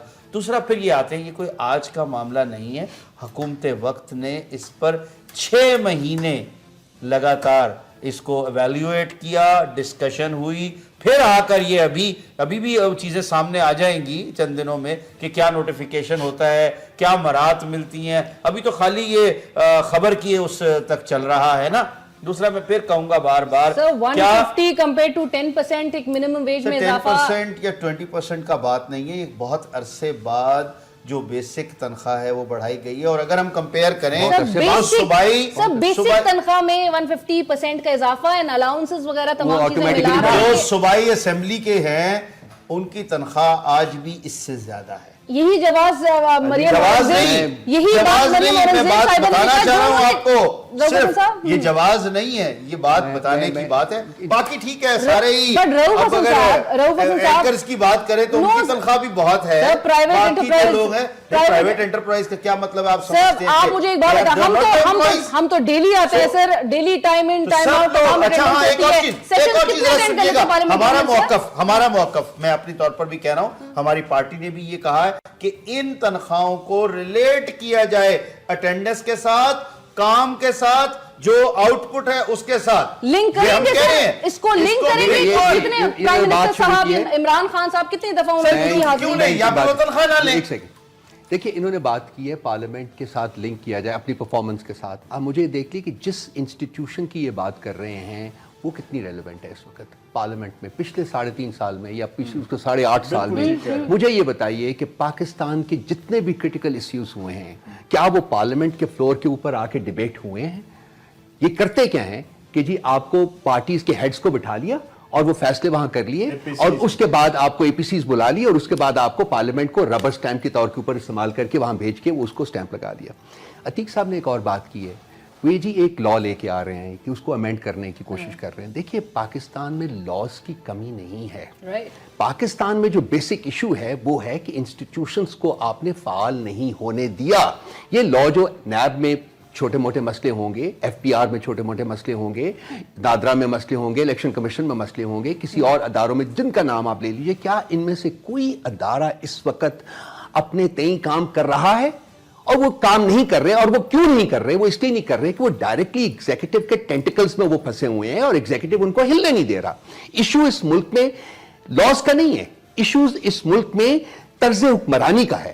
جس طریقے سے آپ نے اداروں کو اپنا محکوم بنایا ہوا ہے، اپنے نیچے لگایا ہوا ہے اور آپ ان کو آپریٹ نہیں کرنے دے رہے۔ عتیق صاحب کے لا 1 چینج کریں یا 2 کریں یا 3 کریں یا 10 کریں، جب تک یہ مائنڈ سیٹ، یہ اپروچ اور یہ طرز حکمرانی جب تک نہیں بدلے گا اس وقت آپ کے ادارے فعال نہیں ہو سکتے۔ اور اگر آپ کے ادارے فعال نہیں ہوں گے علینا تو پاکستان جو ہے وہ کمزور ہوتا جائے گا۔ کسی بھی جمہوریت میں کسی بھی ڈیموکریٹک پروسیس جو ہوتا ہے اس کی جو سٹرینتھ ہوتی ہے، اس کی سسٹیننس جو ہوتی ہے، اس کی جو کنٹینیوٹی ہوتی ہے وہ ڈیپینڈ کرتی ہے اداروں کے فعال ہونے کے اوپر، اداروں کے مضبوط ہونے کے اوپر اور اداروں کی کیپیسٹی کے اوپر۔ اگر آپ وہ چیزیں نہیں کریں گے اور آپ تمام طاقت جو ہے وہ آپ شخص واحد جو ہے وہ اپنی ذات میں مفقود رکھے گا، وہاں رکھے گا اور اس کو استعمال کر کے وہ اداروں کو اپنا محکوم ہی بنائے رکھے گا اور ان کو آپریٹ نہیں کرنے دے گا، تو یہ 200 لاز لے آئیں، 200 امینڈمنٹ کر لیں، وہ امپروو نہیں کر سکتے۔ میں بالکل ٹرانسپیرنسی انٹرنیشنل کی ایک رپورٹ کا بھی ضرور حوالہ دینا چاہوں گی، جو 178 ممالک کی فہرست میں پاکستان کا نمبر 117 بتایا جاتا ہے۔ 2011 میں 134 تھا، 12 میں 139 تھا، 13 میں 127، 14 میں 126 تھا۔ اس رپورٹ کے مطابق اجمل وزیر صاحب پاکستان میں مذہبی تنظیموں، عسکری اداروں، میڈیا کے اداروں میں کرپشن کم اور اس کی کمپیریزن میں زیادہ کرپٹ افراد وہ کہتے ہیں اس رپورٹ کے مطابق حکومتی اداروں اور سیاستدانوں میں موجود ہیں۔ اس میں کوئی شک ہی نہیں ہے۔ دیکھیں ہم کیوں جھوٹ بولیں؟ اللہ کو ہم نے جان دینی ہے، کسی کو تو ہم نے وہ نہیں کرنا نا۔ اور عوام جو ہمیں سن رہی ہے، وہ غریب جو ہمیں اس وقت ٹی وی پہ سن رہی ہے، ہم ان کے سامنے ڈرامے بازیاں تو نہیں کر سکتے نا۔ سچی بات یہ ہے کہ اس ملک میں آپ یہ فیشن بن گیا علینا کہ اس وقت جس بندے کے پاس لوٹ مار کی دولت نہ ہو اس کو وہ ایلیٹ کلب اپنے ساتھ بٹانے میں بھی کتراتے ہیں، کیونکہ ایلیٹ کلب جب آپس میں بیٹھتی ہے تو وہ یہ ڈسکشن نہیں ہوتی کہ ملک کا کیا ہوگا، وہ یہ کہہ رہے ہیں کہ جی میرا ادھر فلیٹ، میرے ادھر بنگلے، میرے ادھر پیسے، میرے فلانے فلان۔ آپ مجھے بتائیں کہ ابھی ترکی کا صدر آیا نا جی، آپ نے دیکھا اس کو ریسیو کس نے کیا؟ کہاں ہے یہ پارلیمنٹ؟ کہاں ہے یہ بڑے بڑے عہدے؟ صحیح بات کہاں ہے؟ یہ اتفاق سول سروس کے لوگ بیٹھے ہوئے اور اوپر بادشاہ بیٹھا ہوا ہے۔ اتفاق سول سروس اور بادشاہ، اور یہ اس بادشاہ نمبر 2 بھی ہے نا جی، میں وہی شہباز شریف بھی، تو اس کو ایلیمنیٹ نہ دیکھیں کریں سر نا۔ میری بات سنیں، بات یہ ہے کہ بادشاہ دیکھیں 62% پاکستان کا تو پنجاب ہے اور جتنے بھی بڑے پروجیکٹ ہے وہ جی ٹی روڈ پہ ہو رہے ہیں۔ صرف آپ ایک لاہور کو اس وقت 600 ارب روپے کے پروجیکٹ ہے اور آپ کے پورے خیبر پختونخوا کی بجٹ کتنے 505 ارب، جس میں تنخواہیں بھی ہے۔ آپ کے پورے فاٹا کا بجٹ 19 سے 20 ارب، آپ کے پورے بلوچستان کا بجٹ 289 ارب اور ایک لاہور شہر پہ 600 ارب روپے آپ خرچ کر رہے ہیں۔ اور میری بات سنیں، یہ سارا کچھ کر کے اور ہم یہ کہہ رہے ہیں کہ پاکستان میں جمہوریت ہے، پارلیمنٹ ہے، فلاں ہے، ڈنگلا ہے۔ دیکھیں میں یہ کہتا ہوں میرے لیے پارلیمنٹ کا ممبر محترم ہے، لیکن اس صورت میں کہ کیا اگر پارلیمنٹ کے ممبر بننے کے بعد جو ہمارے آئین میں لکھا ہوا ہے اس پہ آپ عمل درآمد کر رہے ہو اور آپ نے جس چیز کا حلف اٹھایا ہوا ہے، مجھے یہ پارلیمنٹیرین بتائے، یہ وزیر اعظم بتائے، یہ وزراء بتائے کہ کیا وہ اس جو حلف انہوں نے اٹھایا ہوا ہے کیا اس پہ وہ عمل درآمد کر رہے ہیں؟ ایک جگہ کھڑا نہ رکھیں، اب جواب دے لینا دیجیے۔ دیکھیں یہ ماشاءاللہ بڑا اونچا بول رہے ہیں آج، کوئی میرے خیال میں زیادہ چار لوگ آئے ہیں، سب ایک ہی کلاس میں نہ کھڑا کریں۔ نہیں بالکل نہیں سر، یہ بات نہیں ہے، ضرور ہوں گے آپ کے کہنے کے مطابق۔ آپ کو مطلب میرا حق ہے کہ جو میں اپنی بات کر سکتا ہوں وہ ضرور کروں کہ دیکھیے ہم سب نے حلف لیا ہے الحمدللہ ہم سب اپنی کوشش کرتے ہیں. اب جو نہیں کر رہے ہیں عوام کا کام بنتا ہے کہ وہ ان سے احتساب کریں, جو کہ ایک جمہوری عمل کا پروسیس ہے. الیکشن میں ضرور ان کا احتساب ہونا چاہیے. جس نے کرپشن کی اس کے لیے قانون جیسے کہا موجود ہیں, اگر قانون میں سکم ہے اس کو دور کیا جائے, لیکن الزام در الزام اس کی سیاست سے باہر آ جائیں. یہ جو اپنی عدالت لگا لیتے ہیں, یہ جو اپنے آپ جو ہے نا ہر کوئی خواہش کے مطابق چاہتا ہے اس کو یہ سزا دے دیں, اس کو وہ سزا دے دیں, یہ دنیا میں کہیں نہیں ہوگا. دیکھیں میری بات سنیں, میاں عتیق صاحب بات کر رہے ہیں, میں بھی ایسے پارلیمنٹیرین کو جانتا ہوں جو واقعی اس کرائٹیریا پہ پورا اترتے ہیں. شکر ہے آپ میری بات سنیں, ایک منٹ, کچھ ہے لیکن میجورٹی آپ مجھ سے اگری کرو گے کہ آپ مجھے بتائیں کہ اس پارلیمنٹ میں جو پارٹیاں لوگوں کو لے کر آتی ہے, کیا آپ کی پارٹی تھی, سابقہ پارٹی تھی, الطاف حسین بھائی کے علاوہ کوئی فیصلہ کوئی کر سکتا تھا؟ اللہ کو حاضر ناظر کر کے وہ آپ کی پارٹی والے جو چودھری صاحب ابھی بھی وہ آپ کا فیصلہ کرتے ہیں نا, تو کرتے ہیں, میں تو مانتا ہوں. آپ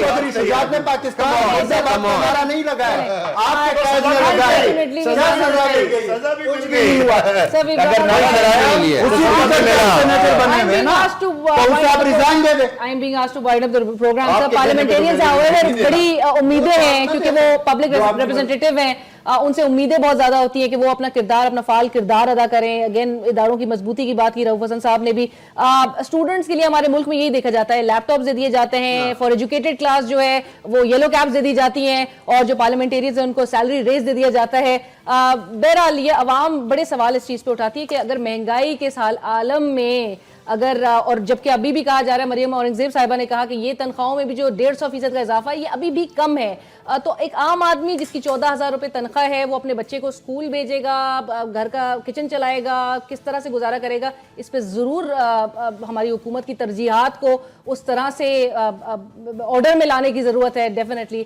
ایک ہمیں کہا جا رہا ہے کہ پروگرام کو وائنڈ اپ کرنے کے لیے پروگرام کی ٹیم اور علینا شگری کو اجازت دیجیے. اللہ حافظ.